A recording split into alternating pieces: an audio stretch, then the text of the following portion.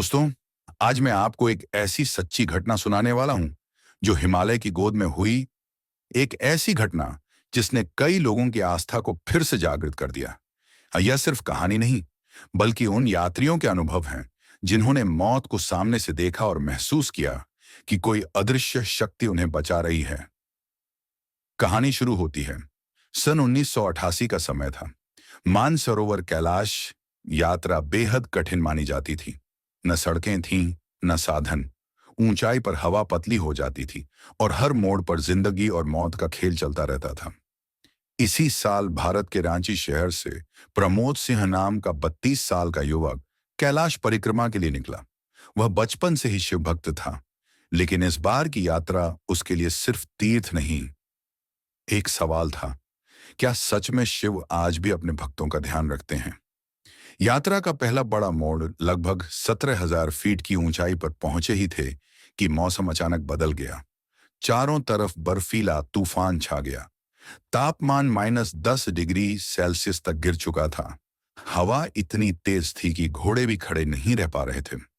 इस दौरान एक जगह प्रमोद समूह से अलग होकर रास्ते से भटक गया।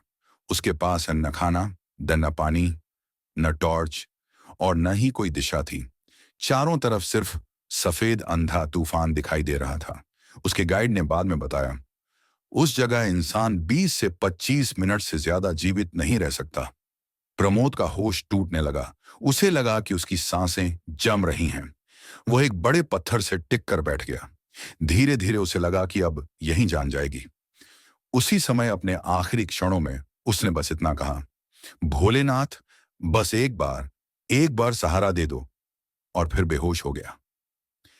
अद्भुत अनुभव प्रमोद को याद है कि बेहोशी की हालत में उसे लगा मानो किसी ने उसके कंधे पर हाथ रखा हो। वह कहता है कि वह आवाज बहुत शांत थी, उठो, अभी समय नहीं आया तुम्हारा। उसने महसूस किया कि कोई उसे पकड़कर खड़ा कर रहा है और धीरे धीरे आगे चलने के लिए संकेत कर रहा है। हैरानी की बात यह कि तूफान में भी वह जिस दिशा में चल रहा था, वहां हवा कम थी, मानो किसी अदृश्य शक्ति ने उसे ढाल दी हो।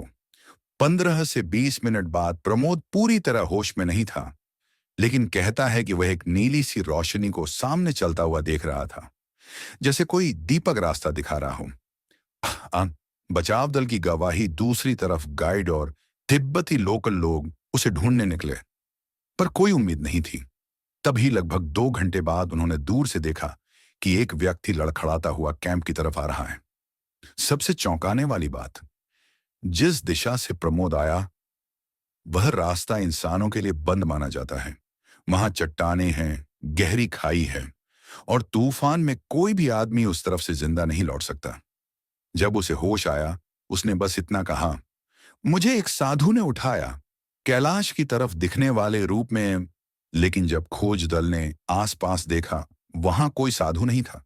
कोई पांव के निशान भी नहीं थे। सिर्फ बर्फ पर एक लंबी सीधी सुरंग जैसी पत्थरीली लाइन थी, मानो किसी अदृश्य शक्ति ने रास्ता बनाया हो।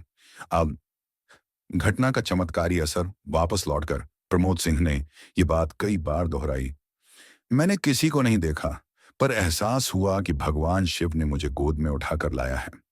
तिब्बती बुजुर्गों ने भी कहा, कैलाश उनका घर है, वहां बिना बुलाए कोई नहीं आता और बिना उनकी इच्छा कोई नहीं जाता। आज भी कैलाश परिक्रमा करने वाले कई यात्री ऐसे अनुभव बताते हैं। कुछ कहते हैं उन्होंने घंटियों की आवाज सुनी, कुछ कहते हैं किसी ने हवा रोक दी और कुछ कहते हैं जैसे कोई अदृश्य शक्ति उन्हें ढक लेती है।